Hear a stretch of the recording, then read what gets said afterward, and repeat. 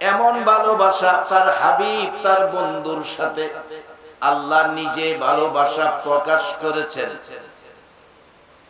আদম আলাইহিস সালাম থেকে শুরু করে ঈসা আলাইহিস সালাম পর্যন্ত কোন নবী আল্লাহর কাছে আল্লাহর পাশে আল্লাহকে সরাসরি দেখার মতো সুযোগ পায় নাই। মুসা আলাইহিস সালাম সব সময় ডাকতেন রব্বি আরিনি, আল্লাহ আমি তোমারে দেখতাম। আল্লাহ জবাব দিতেন লান তারানি, এই চোখে আমারে দেখা সম্ভব নয়।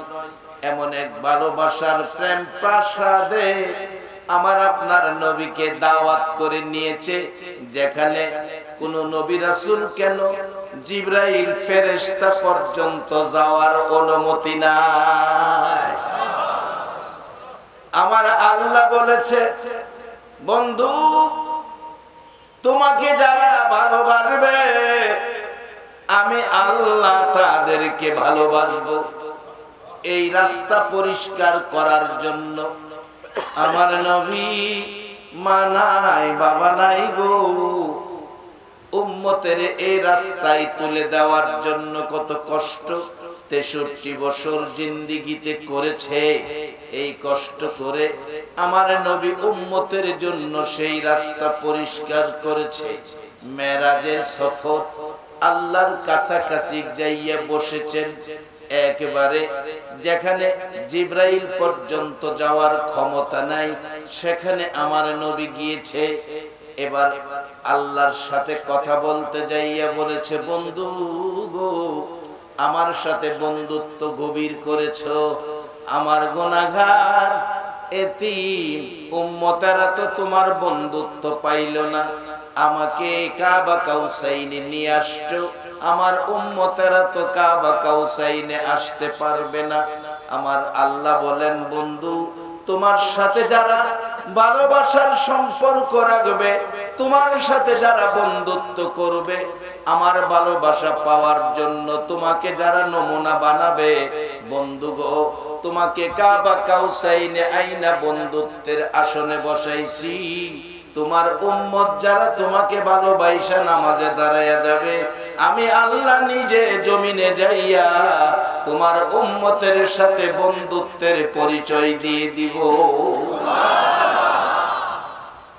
এরে বাবারা ভাইরা, যে নবীর দ্বারা এত কিছু পাইলাম সেই নবী চিনেন, যাকে দিয়ে আমার আল্লাহর আল্লাহিত্ব প্রচার করেছেন, আল্লাহর আল্লাহিত্বের পরিচয় পেয়েছি, পরিচয় দিয়েছেন। আমার নবী 63 বছর জিন্দেগি কষ্ট করেছেন একটা দায়িত্বের উপর। সেই দায়িত্বটা হলো আল্লাহ দিয়েছে বন্ধু গো তুমি দুনিয়ার মানুষের কাছে আমার পরিচয় তুলে ধরো।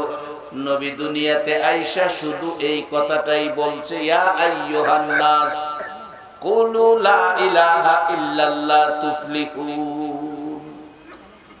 ও মানুষ তোমরা বলো আল্লাহ ছাড়া কোনো মাবুদ নাই।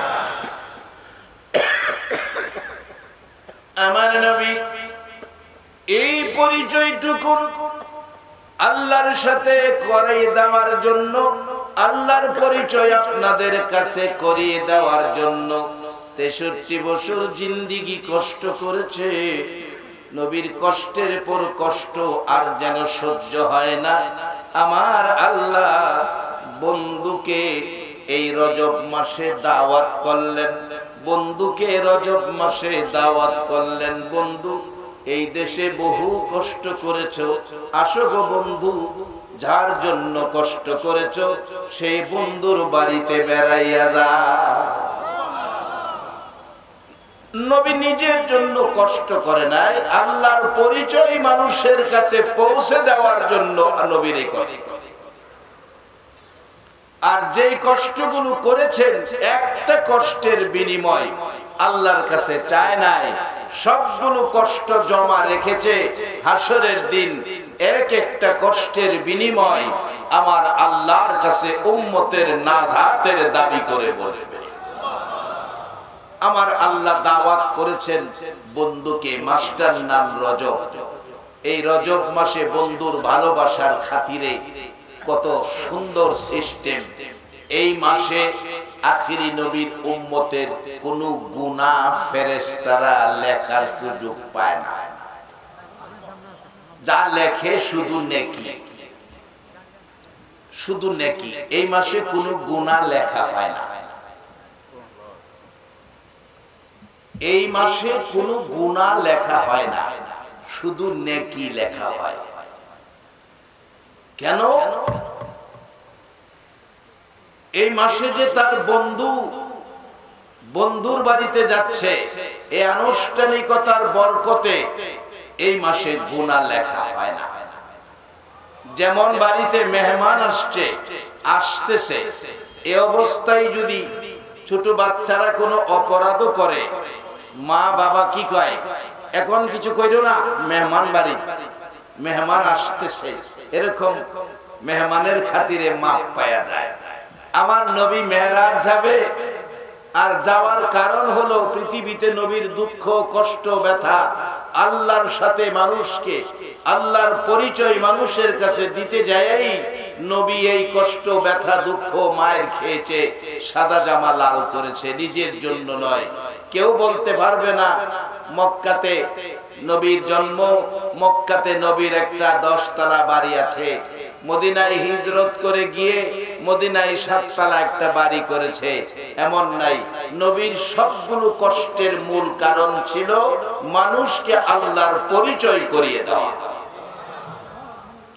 সেই জন্য আমার আল্লাহ খুশি হইয়া ডাকে, বন্ধু দুনিয়ায় যেদিন গিয়েছো সেজদায় পড়ে উম্মতি উম্মতি বলে কাঁদছো,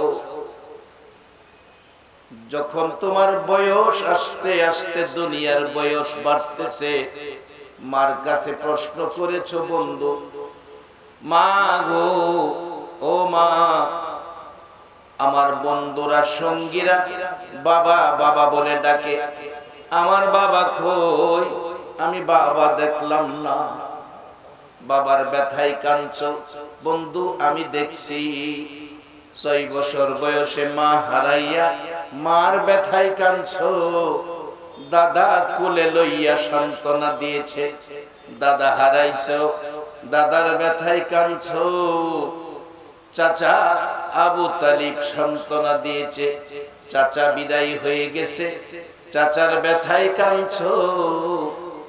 মা খাদিজাতুল কুবরা রাদিয়াল্লাহু তাআলা আনহার সাথে বিবাহ হওয়ার পর মা খাদিজা নবীকে সান্ত্বনা দিয়েছে।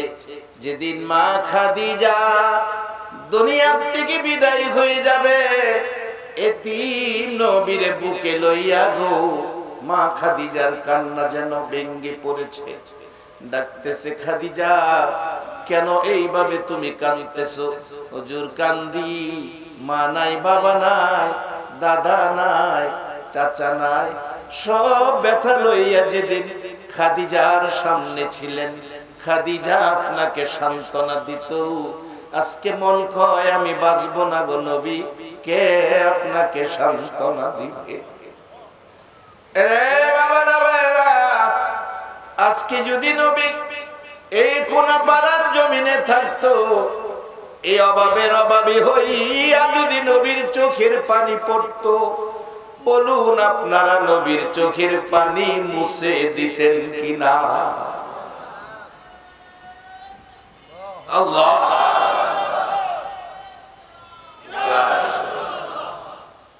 আমার নবী সকল ব্যথার চাপ যেন দিন দিন বুকের মধ্যে চাপছে। মা খাদিজা যেদিন দুনিয়া থেকে বিদায় হয়ে গেছে, মক্কাবাসীরা নবীকে কষ্ট দিতে শুরু করলেন। কষ্টের পর কষ্ট সহ্য করতে পারে না, আমার নবী দুধ মায়ের দেশ হালিমার দেশে গিয়েছে। তাইফের জমিনে এত মার আমার নবীরে মারল। রে বাংলাদেশের ভাইরা, যেই দেশে নবীর জন্ম সেই দেশের মানুষ নবীরে মারে গো। আর আজকে কোনা পাড়ার জমিনে নবীর পাগলেরা বৈশা থাকে। সকল ব্যথা, আর যেন নবীর কলিজা মানে না। তাই আমার আল্লাহ ডাকলেন, বন্ধু, বন্ধু গো, ও বন্ধু, এত ব্যথা আর কত সহ্য করবা? মা আয়েশা সিদ্দিকা বলেন, শুধু এই ব্যথাই নয়, আমি নবীকে প্রশ্ন করেছিলাম রাত্র গভীর, ইয়া রাসূলুল্লাহ, আপনার জীবনে কত ব্যথা আছে আমি শুনতে চাই, কত জায়গায় মার খেয়েছেন, কষ্ট পেয়েছেন, জানতে চাই। আমার নবী সকল ব্যথার হিসাব দিলেন। সবচেয়ে বেশি ব্যথা তাইফের জমিনের মাইরের কথা বললেন। অবশেষে ডাকছেন, আয়েশা রে, সব ব্যথা শুনাইলাম, আর একটা ব্যথা বাকি আছে। সেই ব্যথা কি? রে আয়েশা, সব ব্যথার বড় ব্যথা রে, আমার একটা উম্মত যদি জাহান্নামী হয়, আমি নবীর কলিজা মানবে না। আরে উম্মতের কান্ডার নবী রহমতের ভান্ডার, বলুন, উম্মতের কান্ডার নবী, নবী বিনে রোজ হাসরে কে করিবে পার, নবী বিনে রোজ হাসরে কে করিবে পার, উম্মতের কান্ডার নবী রহমতের ভান্ডার, উম্মতের কান্ডার নবী। যাইয়া দেখো মদিনাতে, কান্দে নবী রোজা পাকে, যাইয়া দেখো মদিনাতে, কান্দে নবী রোজা পাকে। এ মাফ করিয়ে দাও গো খোদা উম্মত গুনাহগার, মাফ করিয়ে দাও গো খোদা উম্মত গুনাহগার, উম্মতের কান্ডার নবী রহমতের ভান্ডার, উম্মতের কান্ডার নবী।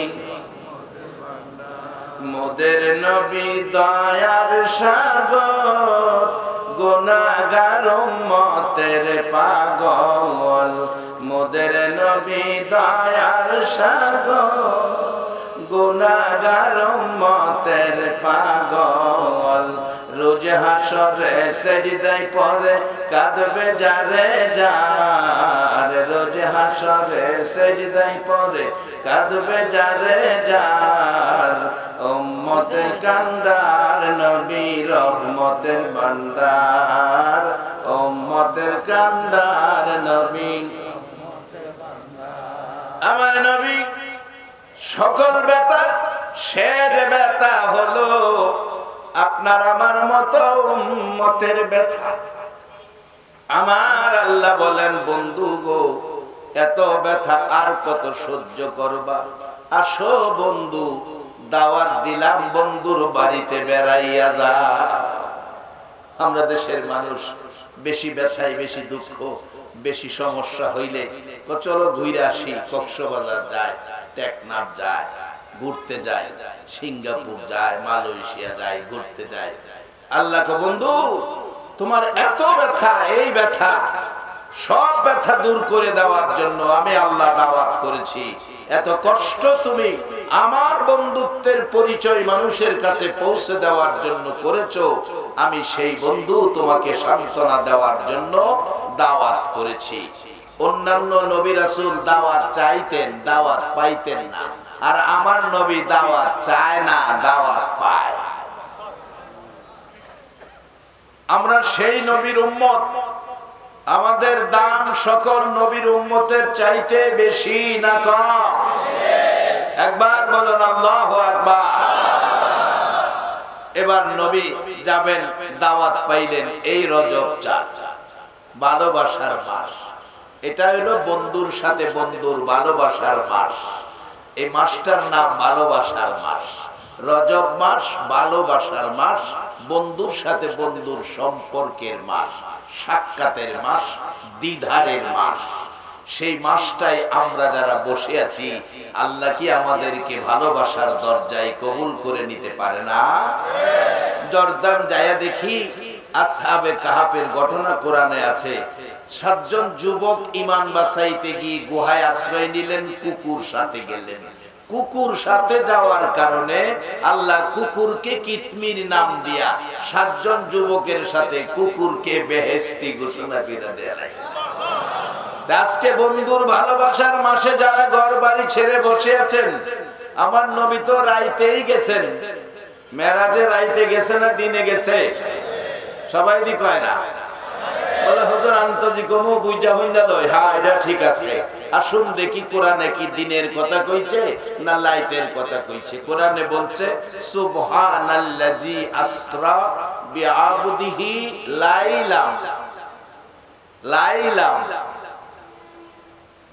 এক আশ্চর্য সফর তার বান্দাকে আল্লাহ পাক করাইলেন দিনের বেলা না, রাইতের বেলা। লাইলা। আপনারা যারা বসে আছেন এখন কি দিন না রাত?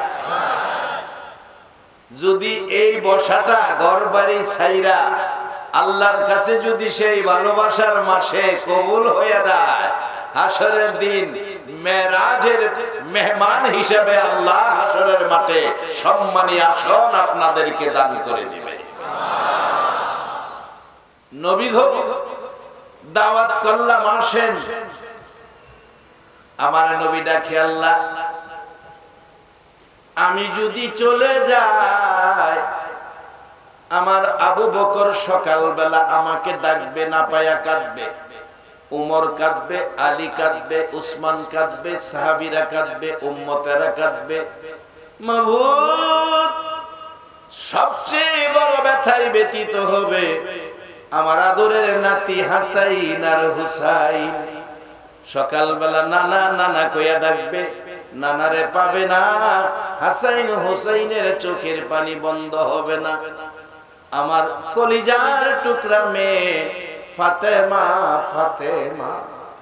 যেদিন আমার নবী মা খাদিজা বিদায় মুহূর্ত পাশে বসে কাঁদতেছিলেন, মা ফাতেমা 8 থেকে 9 বছর বয়স, দুইজনের পাশে বসে জিজ্ঞেস করে, মাগো তুমিও কান্দো, বাবাও কান্দে, কে কাকে সান্ত্বনা দিবেন?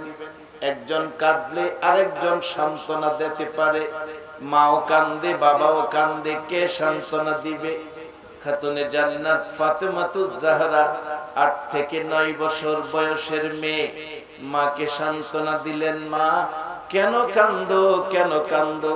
জবাব দিচ্ছে, আমার কান্নার কারণ তোমার বাবা আল্লাহর বন্ধু যেদিন কেউ ছিল না রে ফাতেমা, আমি খাদিজা সবকিছু তোমার বাবার পায়ে ঢাইলা তোমার বাবার ভালোবাসার মালা গলায় পরিছিলাম।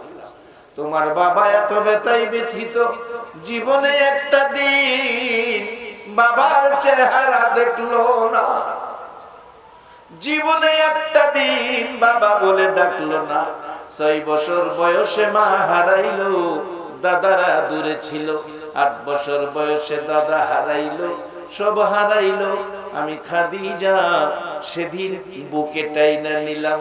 আজকে আমি খাদিজা যদি বিদায় হয়ে যায়, তোমার বাবারে কে মায়া করবে? সেই জন্য আমি কান্দি। মা ফাতেমা বলছে, মাগো তুমি কান্দো না, আমি ফাতেমা আমার বাবাকে সান্ত্বনা দিব। আমি মা হইয়া আমার বাবারে আমি মায়া করব। এখনো দেখবেন মহিলাদের বাবার প্রতি মায়া বেশি থাকে। এ মা খাদিজা চিন্তা করো না, আমি ফাতেমা মা হইয়া আমার বাবারে আদর করব। ওই দিন থেকে আমার নবী যতদিন দুনিয়ায় ছিল ফাতেমারে মা মা কইয়া ডাকতো। যেখানেই যাইতো, যদিও বয়স ছোট্ট ছিল, আমার নবী ফাতেমাকে মা মা বলে ডাইকা মা ফাতেমার কাছ থেকে বিদায় নিয়ে যাইতো। আবার আসতেন, মা ফাতেমার কাছে আয়েশা হাজিরা দিতেন। এমন আদর ফাতেমাকে করতেন, ফাতেমাও বাবাকে আদর করতেন। যেদিন ফাতেমা দেখতেছে বাবার চোখের পানি জর্জর করে পড়ছে, গলা কাটা মুরগির মতো ছটফট করছে। ডাকছে ফাতেমা, বাবা গো এইভাবে কেন ছটফট করছেন? অসুস্থতা বেশি, কষ্ট বেশি? না রে ফাতেমা, কেন এই অশান্তি দেখা যাচ্ছে? ফাতেমা, আজকে মন কয় আমি চলে যাব, আমি কান্দি রে ফাতেমা, আমার উম্মতেরা এতিম হইয়া যাইব। ফাতেমা, আমি কান্দি আমার অসুস্থতার ব্যথার জন্য নয়, দুঃখ কষ্টের জন্য নয়, আমার উম্মতের মায়ায় কান্দি। মা ফাতেমা ডাকেন, বাবা গো দুনিয়াতে যদি এত ব্যথায় ব্যতীত হন উম্মতের জন্য, হাসরের মাঠে না জানি কত ব্যথায় ব্যতীত হন। যেদিন অর্ধ হাত উপরে সূর্য নেমে আসবে, একটা সূর্যের মধ্যে 70টা সূর্যের পাওয়ার দেওয়া হবে।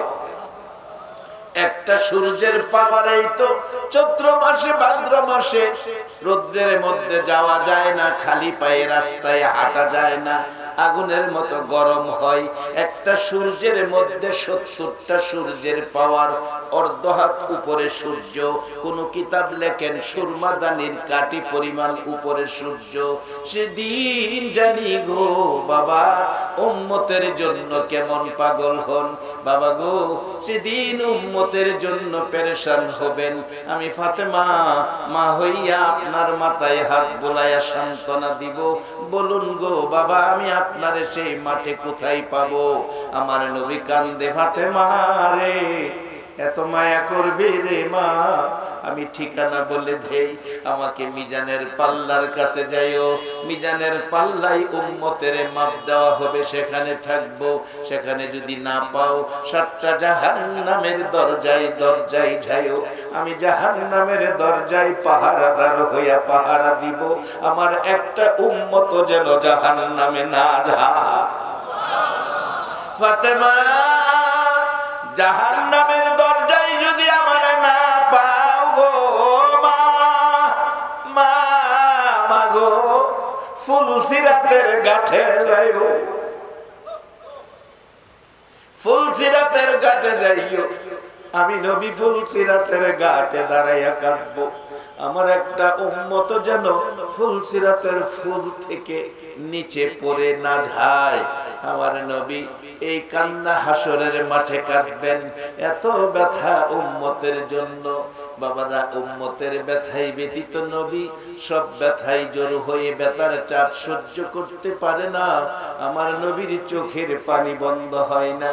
আম্মা জান আয়েশা বলেন, যতদিন নবী আমার হুজরায় এসেছে প্রত্যেক রাত্রে আমার নবীরে কাঁদতে দেখেছি, এমন একটা রাত্র বাকি নাই গো যে রাত্রে নবী উম্মতের মায়ায় কাঁদে না।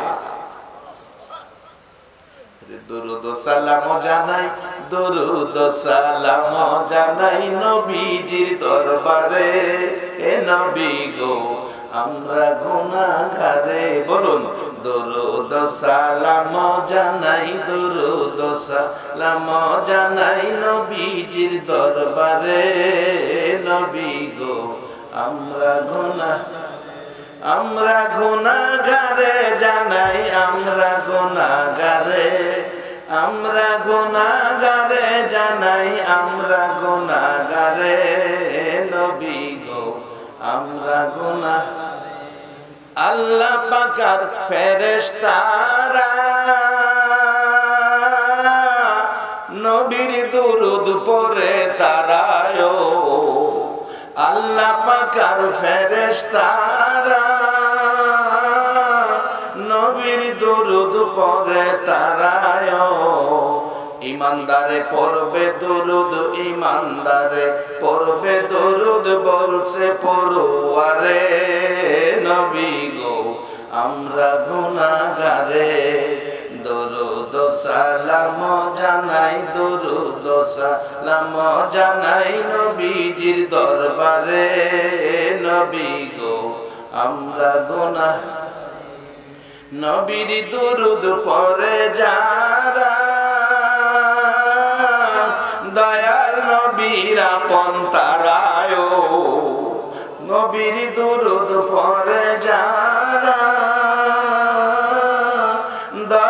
নবীর আপন তারায় সাফায়াত করবে নবী, সাফায়াত করবে নবী ময়দানে হাসরে। নবী গো আমরা গুনাহগারে, দরুদ সালাম জানাই, দরুদ সালাম জানাই নবীজির দরবারে। নবী গো আমরা গুনাহ, ইউসাল্লুনা আলান নবী, কোরআনেতে লেখা পাবিও, ইউসাল্লুনা আলান নবী, কোরআনেতে লেখা পাবিও। মানলে কোরআন থাকবে সবাই, মানলে কোরআন থাকবে সবাই রহমতের সাগরে। নবী গো আমরা গুনাহগারে, দরুদ সালাম জানাই, দরুদ সালাম জানাই নবীজির দরবারে। নবী গো আমরা গুনাহ, সবাই বলুন মারহাবা। এরে বাবারা ভাইরা, আমার নবী বলছি রাতের কিনারে দাঁড়ায় কাঁদবে, আমার আল্লাহ তালাশ করবে বন্ধু কোথায়, বন্ধু কোথায়। 63 বছর জিন্দেগি বন্ধু দুনিয়ার জমিনে কত কষ্ট করেছে বাবা, কষ্টের বিনিময় গো আমার আল্লাহ এই রজব মাসে দাওয়াত করেছে, বন্ধু আসেন, বন্ধু আসেন। কোরআনের মধ্যে ঘোষণা আসছে সুবহানাল্লাযী আসরা, সুবহানাল্লাযী আসরা।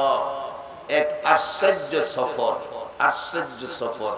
আমরা আশ্চর্য কোন জিনিসের নাম খবর শুনলে আমরা কই না সুবহানাল্লাহ, কই কি রে, এরকম কই না। আশ্চর্য কিছু শুনলে আমরা বলি সুবহানাল্লাহ, কই কি। যেমন 7 তলার উপরতে একটা 6 মাসের বাচ্চা পইরা গেছে, এটা পইরা মাটিতে গইরা খেলতাছে, হাসতাছে, কান্দেও না, মরেও না, হাত পাও ভাঙে নাই, কিছু হয় নাই। এই খবরটা যদি শুনেন আপনারা কি কইবেন? সুবহানাল্লাহ। কই কি রে, 7 তলাতে 6 মাসের বাচ্চা পইরা বলে মরছে না, হাত পাও ভাঙছে না, হাসে বলে কান্দেও না। 3 দিন পরে পানির তলেতে 9 মাসের বাচ্চাটা পাইছে, এটা পানিও খাইছে না, মরছেও না, চাইয়ে দিচ্ছে। এই খবরটা শুনলে কি কইবেন? কেন? এটা একটা আশ্চর্য খবর। আল্লাহ কই কোন নবীর পক্ষে সম্ভব ছিল না এমন এক সফর আমার নবীরে করাইছি। সকল নবীর পক্ষে যা ছিল অসম্ভব, আমাদের নবীর পক্ষে তা হলো সম্ভব। এটা নিয়ে আল্লাহ নিজেই আশ্চর্য হইয়া বলছেন সুবহানাল্লাযী আসরা। আসরা মানে সফর, আশ্চর্য সফর, আসরা আশ্চর্য সফর। আল্লাহ পাক তার হাবিবকে করাইলেন। এই সফরে যাবেন আল্লাহ, তার বন্ধুকে নিবেন। সফরের দাওয়াত দিলেন আল্লাহ, তার বন্ধুকে নিবেন। আশ্চর্য সফর। কি বললেন? সুবহানাল্লাযী আসরা বিআবদিহি লাইলাম। তার আদরের প্রিয় বন্ধু, তার বান্দা, তার হাবিব, তার দোস্তকে দাওয়াত করছেন। ভালোবাসার সম্পর্ক দিনের বেলা জমে না, এই ভালোবাসার কাজ কাম বেশিরভাগ রাইতেই চলে। কি বলেন ঠিক কিনা? আল্লাহ কয় বন্ধু দিনে না, দিনে গেলে তোমারে এক খুঁজবো, হ্যাঁ খুঁজবো। দেখবেন একই দেশে 2টা মেয়ে একই মহল্লায় বিয়া হইছে। 2 বছর আগে একজন, 2 বছর পরে একজন। 2 বছর পরে যে আইছে, হ্যাঁ কয় আপা আপনি আমার আগে আইছেন, মহল্লায় কেমনে চলতে হইব, কেমনে যা কি করতে হইব, আমি তো মহল্লার অবস্থা জানি না, নতুন বিয়া হইছে। এই হেলা কইতাছে দেখো আমার একটা বাচ্চা আছে, দিনের বেলা কাজ কামের ঝামেলা আছে, তুমি বাচ্চারা আমার ঘুমাইলে রাইতে 10টার পরে আয়ো বইয়া কথা কই। দেখবেন এক দেশের 2 মেয়ে বান্ধবী বৈশা কথা কইতে কইতে 12টা বাজে গেছে, কইদা খবরও নাই। 12টা পার হয়ে যাইতেছে, খবরও নাই, কথার মধ্যেই চলছে। আল্লাহ তার হাবিব রে দাওয়াত করে নিয়ে কাবা কাউসাইনে একবারে নিরিবিলি, যেখানে আরশ বহনকারী ফেরেশতাও নাই, এত দূরে কাবা কাউসাইন, যেখানে আল্লাহ আর তার হাবিব ছাড়া কেউ ছিল না। বন্ধুর বন্ধুর ভালোবাসার কথা শুরু হইছে, একটানা 27 বছর গেছে, খবর হই নাই। আমরা বলি নবীর বয়স 63, এক হিসাবে নবীর বয়স 63, আর এক হিসাবে নবীর বয়স 93। 63 বছর দুনিয়ায়, 27 বছর মেরাজের সফরে বেড়া নেই, তাইলে 63 আর 27 কত বছর হয়েছে? 90।